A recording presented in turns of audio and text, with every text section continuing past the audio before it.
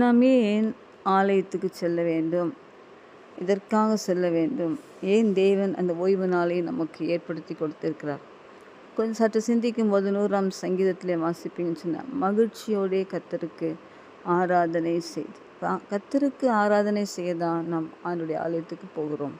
இன்றைக்கு நம்மில் எத்தனை பேர் கர்த்தருக்கு உண்மையாய் அந்த ஆராதனை நேரத்தில் போய் ஆராதிக்கிறோம்? நிறைய பேர் அந்த ஆராதனை மிஸ் பண்ணுறோம் இல்லையா? ஸோ ஆராதிக்கும் போது கர்த்தருடைய பிரசன்னம் நம்ம நிலைக்கிறது. ஆராதிக்கும் போது கர்த்தர் நம்மோடு இடைபடுகிறார், நம்முடைய கட்டுகளை அறுக்கிறார், ஒரு பெரிய விடுதலை கொடுக்கிறார், ஒரு சமாதானத்தை கொடுக்கிறார், சந்தோஷத்தை கொடுக்கிறார். அந்த ஆராதனை மிஸ் பண்ணிவிட்டு நம்ம என்ன பண்ணுறோம்? அந்த செய்தி நேரத்துக்குள்ளே ஆலயத்துக்கு போகிறோம். அந்த செய்தி நேரத்துக்கு போகும்போது நம்முடைய இருதயம் கடினம் உள்ளதாக இருக்குது. இந்த செய்திகள் கூட அக்செப்ட் ஆகாத அளவுக்கு இன்றைக்கு அநேக உள்ளங்கள் நான் இன்னும் ஆசீர்வதிக்கப்படவில்லை என்று இயங்குகிறது. ஆசீர்வாதம் எப்படி வரும்?